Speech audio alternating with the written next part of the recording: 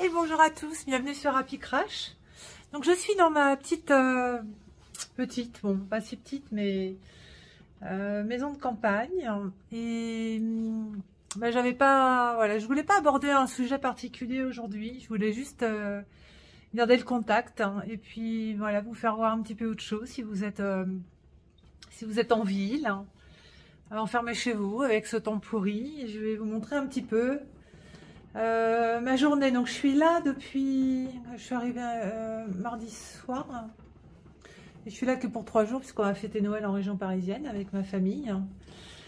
Et donc enfin la maison se réchauffe. On met 2 jours à récupérer une température correcte. On est arrivé, il faisait 10 degrés dans la maison, bien qu'on était là la semaine dernière, mais voilà. Donc aujourd'hui alors j'ai la mission crème aux œufs parce que on est rentré, donc mercredi matin, on est arrivé dans la nuit. Donc le matin, je suis allée voir et après 7 jours d'absence, j'avais 18 œufs dans le poulailler. Donc, alors attendez, comment je fais? Comme ça, hop, crème aux œufs, vous voyez? Je vais essayer de ne pas faire tomber le téléphone sur la cuisinière. Donc voilà, mon mari en raffole. Bon, moi aussi, mais comme je ne suis pas très sucre, voilà, ça c'est ma nouvelle copine depuis l'année dernière que je vous avais présentée. Et malheureusement, vous voyez, je suis un peu à court de... Comment je fais comme ça? Voilà, de bûches.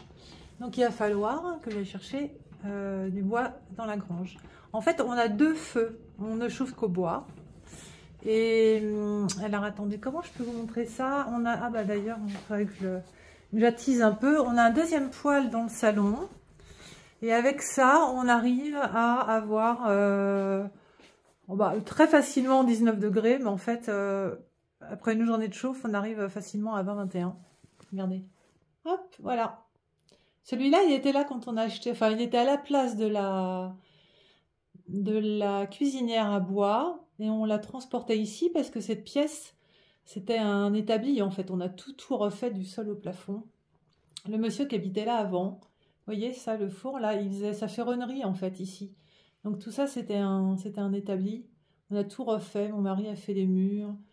On a fait une dalle. On a fait le sol. Voilà, ça nous a pris 1 an et demi pour avoir une maison tout à fait convenable. En tout cas, dans laquelle on se sent bien.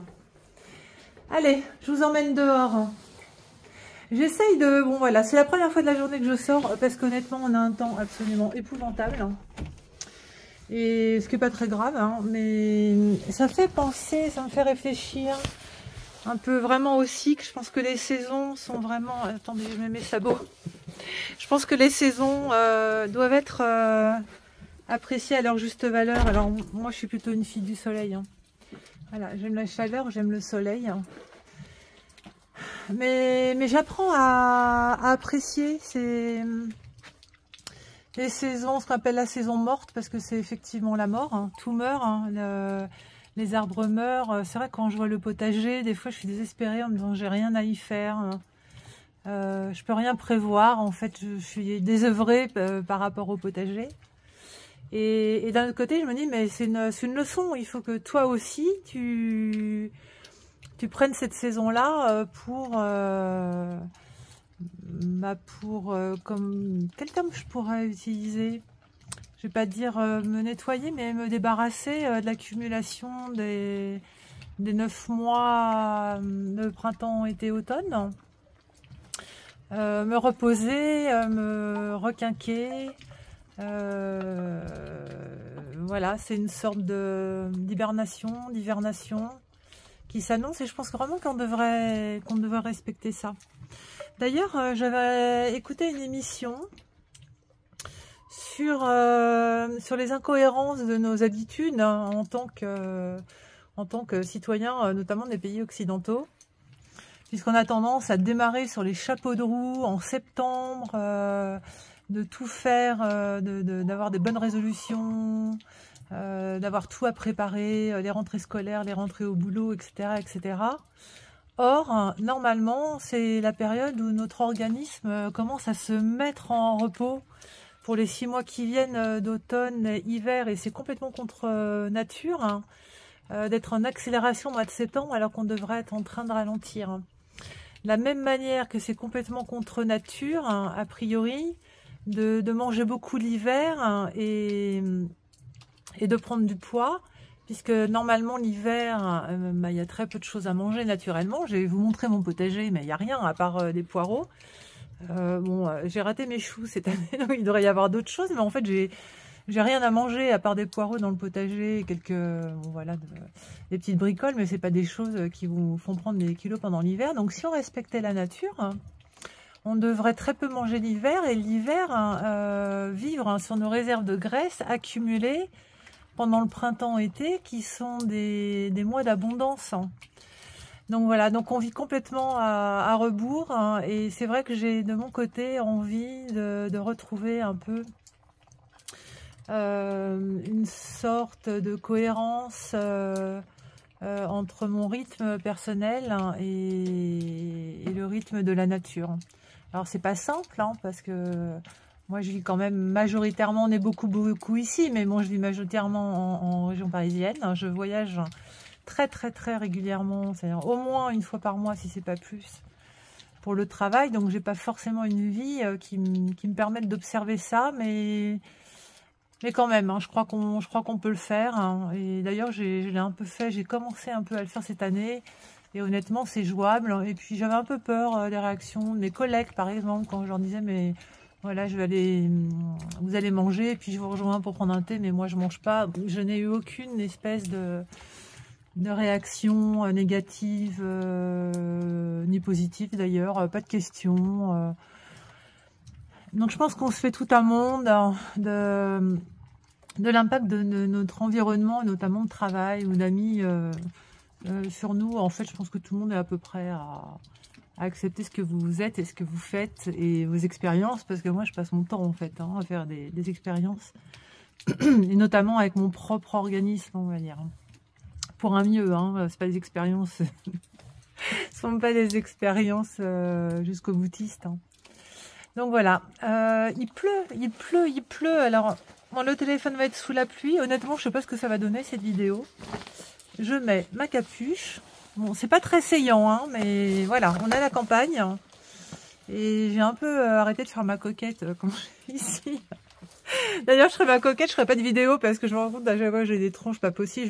Je me reconnais pas en vidéo, c'est assez étonnant. Est-ce que oui, je vais retourner. Donc je sais que quand je retourne l'écran, ça coupe. Donc attention, 1, 2, 3, je tourne.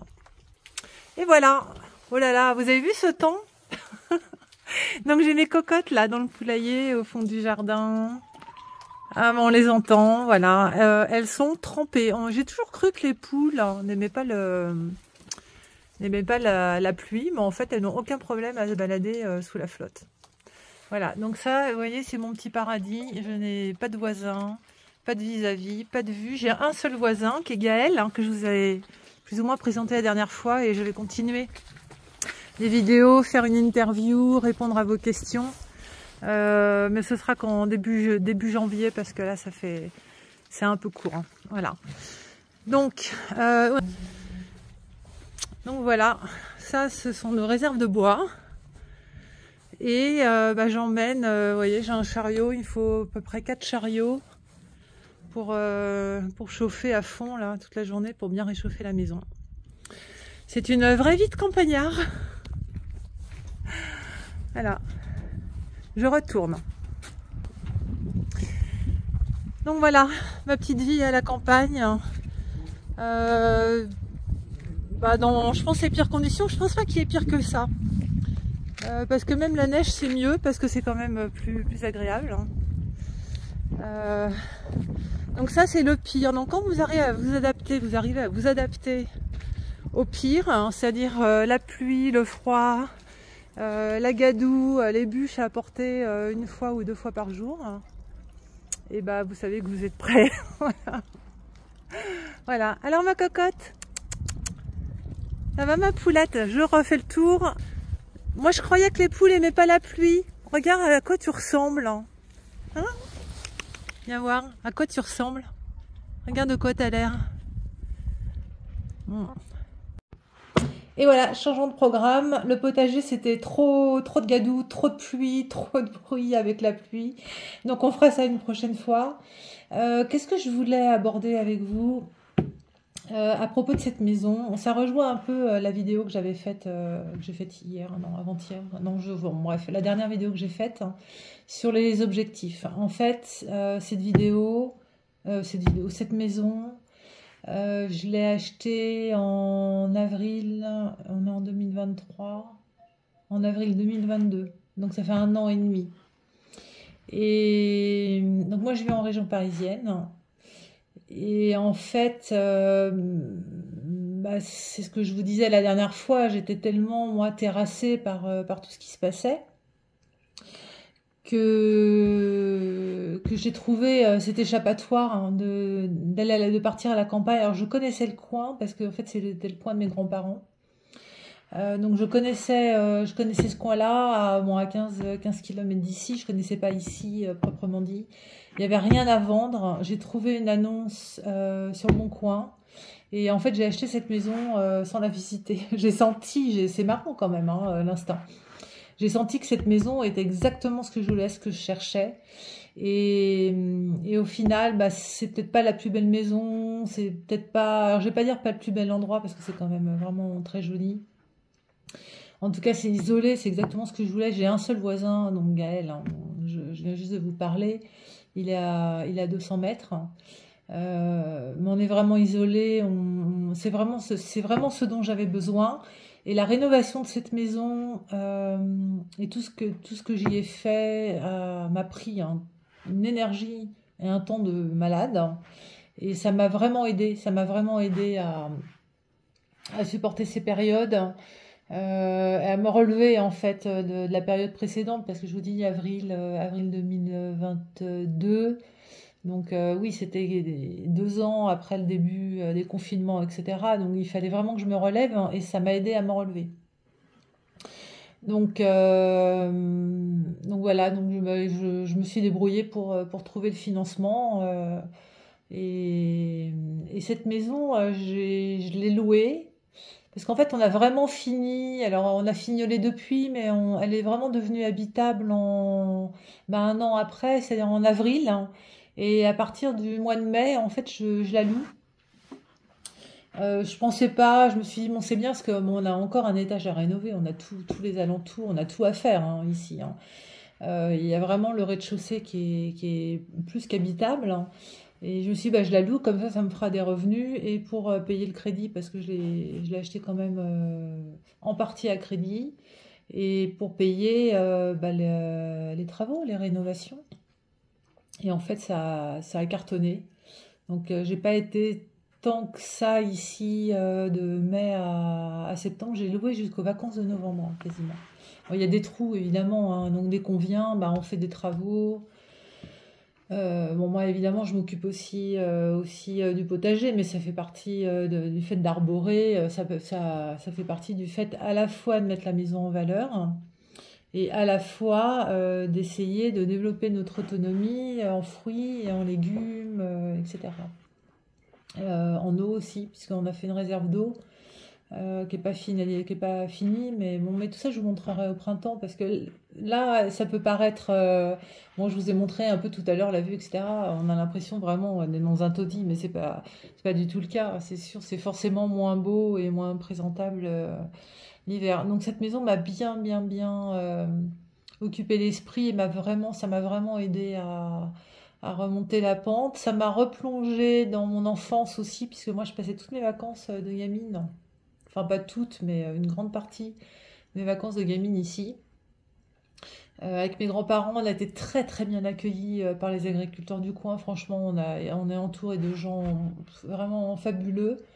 J'ai retrouvé des amis d'enfance que j'avais pas vus donc depuis l'âge de 12-13 ans. Ça c'est juste incroyable. D'ailleurs, on va fêter le jour de l'an avec eux. Bon voilà, donc c'est pas une nouvelle vie, c'est une autre vie en plus de l'autre. Et quand je vous dis de toujours essayer d'augmenter vos connaissances, etc., mais moi j'ai appris un nombre de choses en 1 an et demi, mais incroyable. Alors oui, sur le plan pratique, mais oui, sur le plan pratique, en fait, sur tout ce qui est lié à la maison, à la rénovation, puis faire travailler l'imagination, la créativité, comment faire ça, parce que bah on fait avec ce qu'on a. on fait avec ses moyens, on fait avec, ce que l'environnement vous propose aussi. Et j'ai appris un nombre de choses incroyables. Je me suis lancée je sais plus, en mai, juin, avec une ruche. En fait, j'ai acheté une ruche vide, hein, mais qui avait déjà été utilisée en me disant, bon, c'est décoratif. Et puis, il paraît que des fois, il y a des essaims qui s'installent. Et en fait, j'ai un essaim qui s'est installé. Donc, j'ai fait ma première récolte de miel fin août. Enfin, c'est incroyable, hein. Sur un événement qui est l'achat d'une maison. Bon, c'est pas un petit événement. C'est pas rien, je le conçois, mais bon, à la base, on a acheté un cube à rénover, quoi, hein. C'était à peine habitable, hein.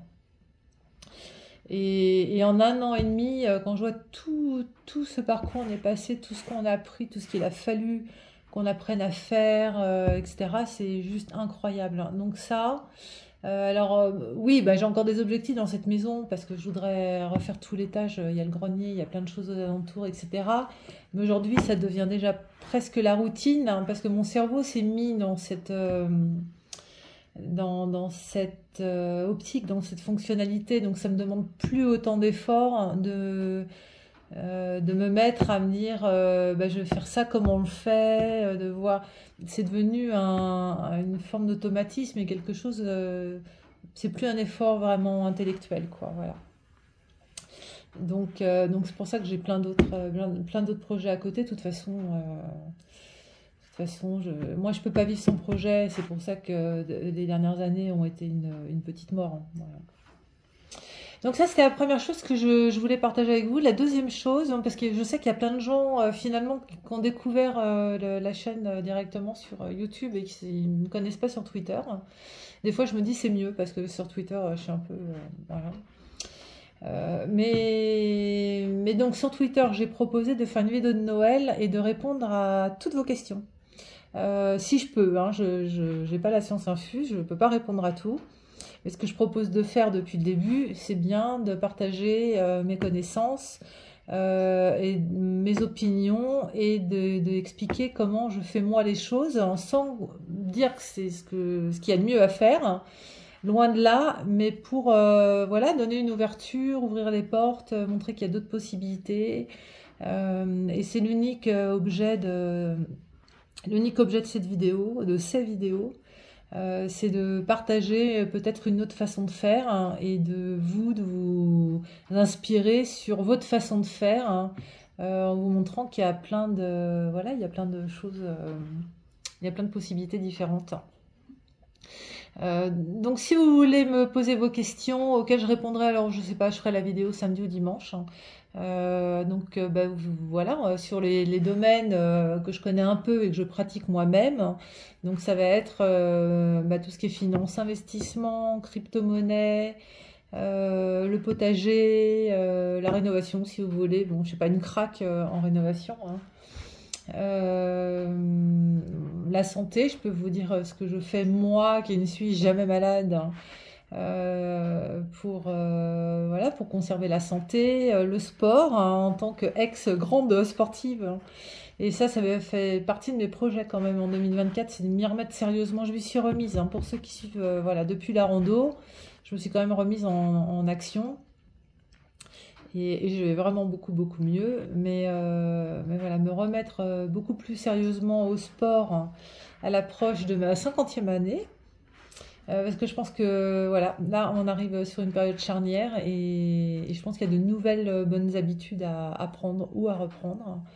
Donc il y a tout un tas de choses que je peux partager avec vous.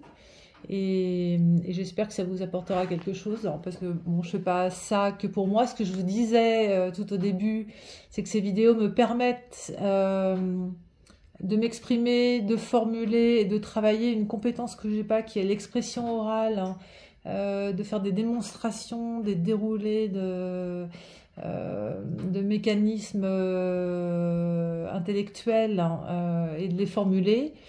Ça, c'est vraiment quelque chose qui pêche chez moi. Donc ces vidéos me permettent de travailler certaines compétences que je n'ai pas. Mais bon, ça peut pas être à sens unique. Il faut aussi que ça vous apporte quelque chose, sinon ça n'a aucun intérêt. Voilà. Sur ce, je vous laisse. Je vous fais un énorme bisou et à bientôt.